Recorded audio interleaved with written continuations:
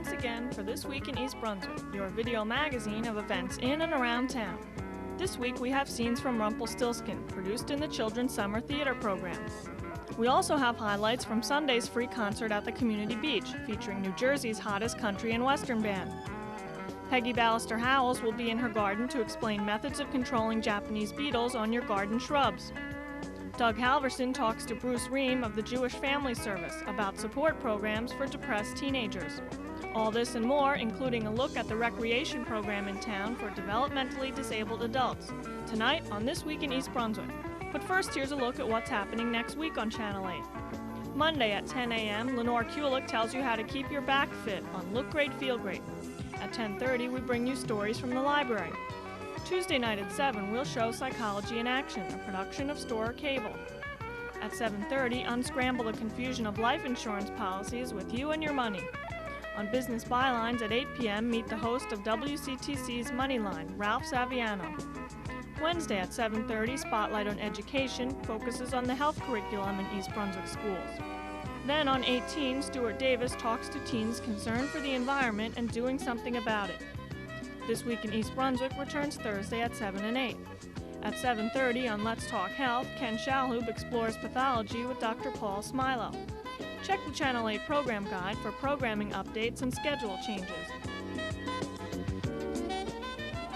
Hello, my name is Jim Musakowski. I'm the Program Director of the East Brunswick Foundation for the Developmentally Disabled. The East Brunswick Foundation runs a Friday night evening recreation program which allows the developmentally disabled adults of our area to get together for a variety of recreation and entertainment. Tonight we will be entertained by world-class magician Jack Sandors, who is giving his time to us tonight. We greatly appreciate that. We run our program out of the Willow Street Firehouse in East Brunswick, courtesy of the East Brunswick Firemen's Association, and we're also very thankful to them. Our program provides an entertainment service for the handicapped adults, which is not available otherwise. If you know of anyone who's interested in attending our program, please feel free to have them call us any evening at 521-4104. And we will be running our program throughout the summer and into the fall every Friday evening. All of our programs are run free of charge.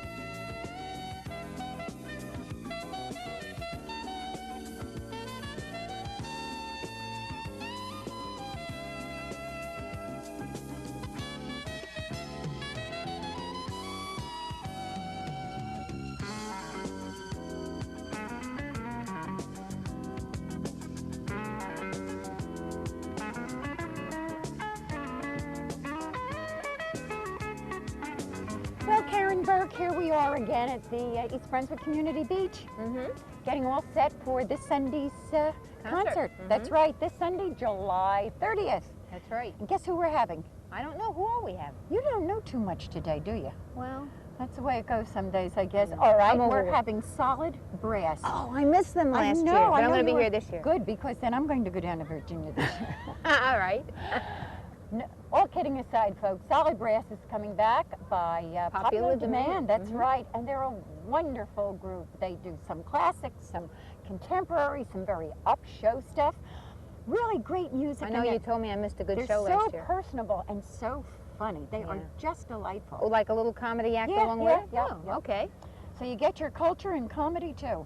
Huh. Yeah, it's a I'll good- do that. all And right. if it rains, Yes.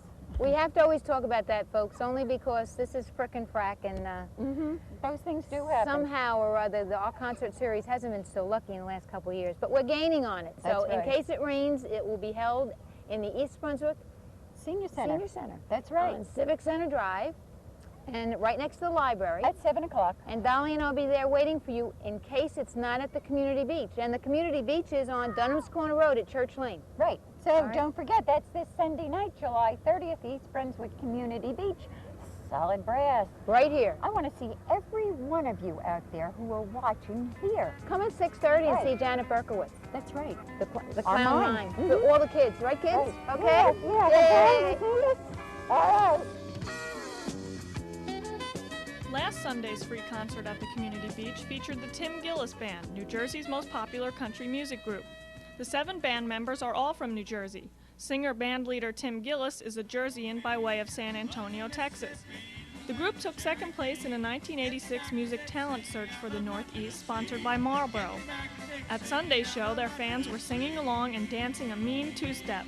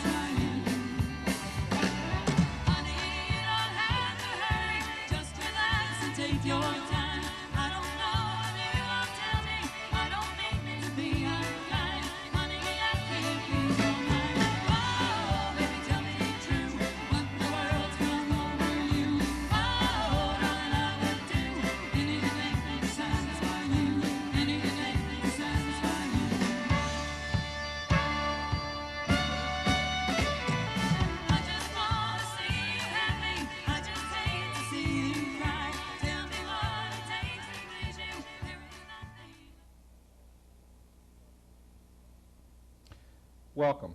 I'm Doug Halvorsen, Director of Consultation and Education for the Middlesex County Mental Health Clinic. With me today is Bruce Ream, Director of the SPOT program from Jewish Family Service of Northern Middlesex County. Bruce, welcome. Thank you for being here. Thank you for having me, Doug. What is the SPOT program and what does it do? The SPOT program, SPOT is an acronym for Support Program of Teens, is a program that helps to reduce the incidence of life threats among teens in Middlesex County.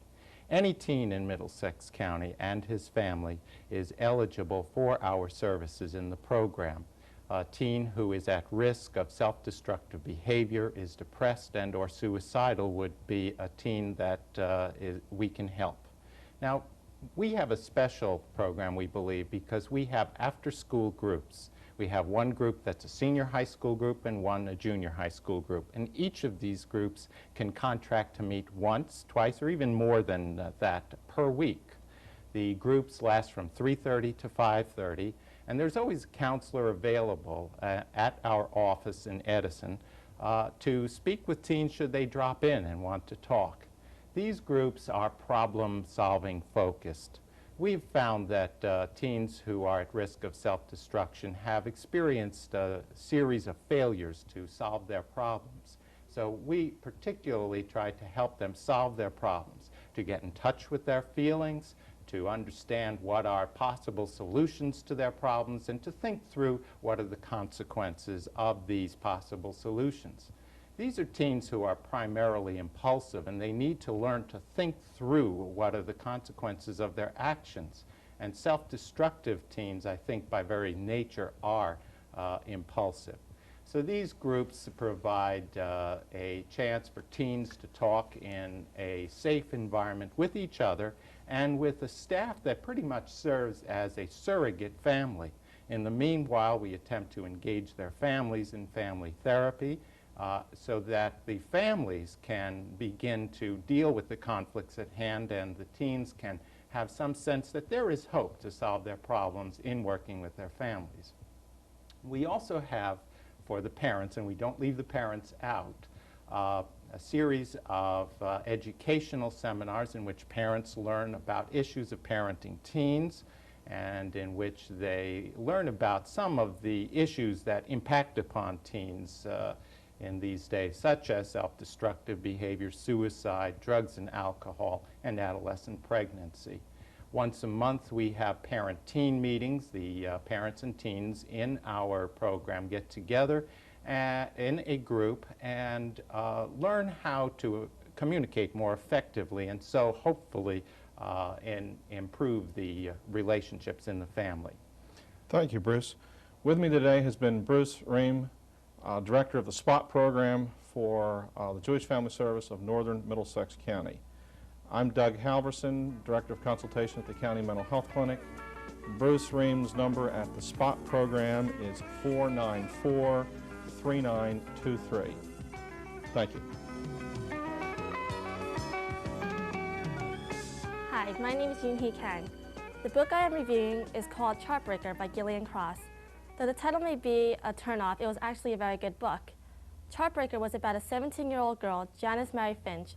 She runs away to join the group Kelp. It's a 4-guy group, and it's an average struggling band who had great potential but could not achieve the sound needed to make a hit, but found that perfect sound with Mary, who obtained the stage name Finch. Several conflicts were created when she joined the Kelps. The conflict includes ones with herself, with her mother, and especially with the leader of the group, Chris. The relationship is of great hate and at the same time love. Their forceful personalities cause great intensity in their music. As the group moves up the charts, Finch is faced with several situations where she feels she cannot be a part of Kelp. During a powerful and violent performance, Finch sees the real Chris. She realizes just how much she is like him.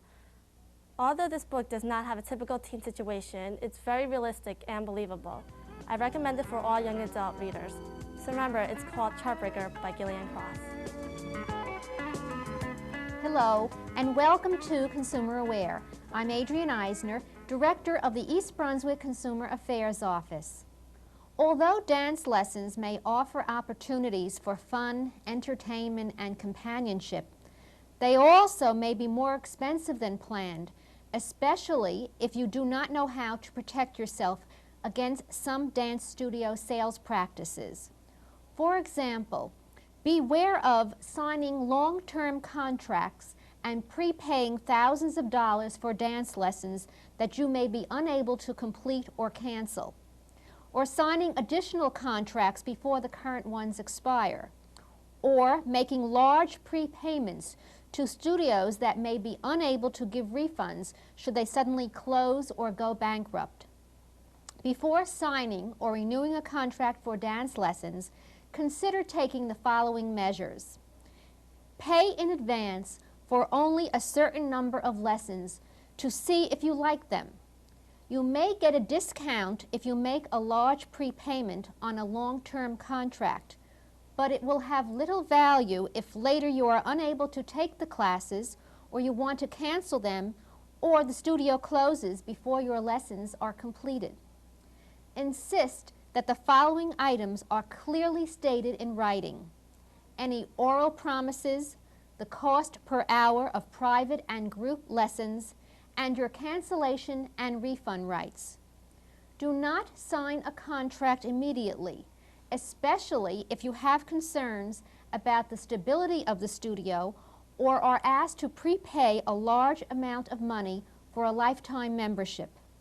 Take time to think about the matter and talk it over with a friend, a family member, or an attorney.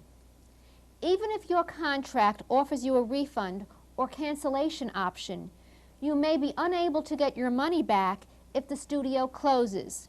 So prepay only as much as you can afford to lose if the studio should close. If you have any further questions or need more information or have any other consumer-related problems, please call us at the East Brunswick Consumer Affairs Office. We are located in the Municipal Building, and our office is open from 9 until 5, Monday through Friday. The telephone number is 390-6954. Thank you for joining me on Consumer Aware. See you again next time. Hi, I'm Pegi Howells, and we're here in the garden, and today we're going to deal with a rather serious problem. I'm standing next to my Harry Lauder's walking stick, which is a very unusual shrub, and you can see that it's contorted. It has some very interesting shaped branches. I like this shrub very much because of its attractive appearance. Unfortunately, the Japanese beetles like it even more than I do.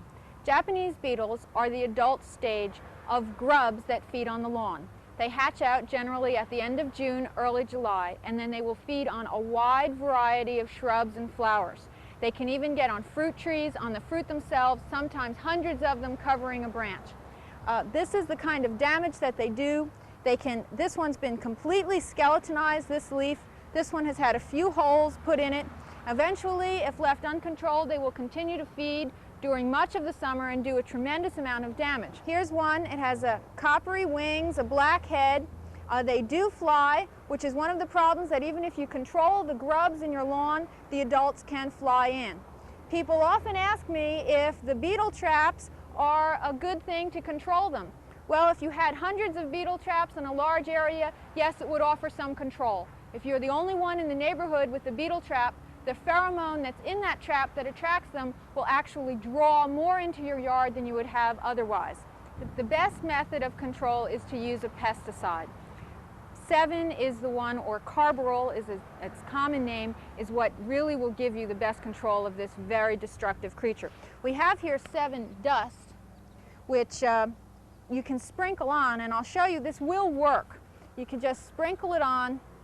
However, it's sort of unsightly. It does control very well, but it's also washed off whenever there's a rain. I would really prefer to recommend that you use the liquid. You also get more thorough coverage. Please, whenever using a liquid material that you have to dilute, read the directions very, very carefully. Follow them with extreme accuracy, and you always want to be very safe when using pesticides. Now we have here a little pump sprayer. It's a 2-gallon pump sprayer, and you pump it up, and under pressure it will spray.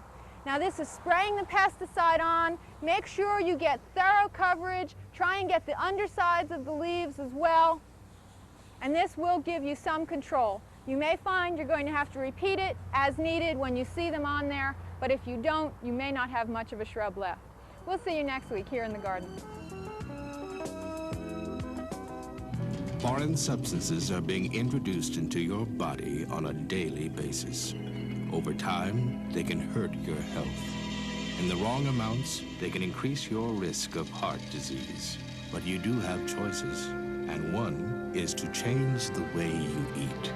To learn how a low-fat, low-cholesterol diet can help you, contact the American Heart Association. Your life is in your hands.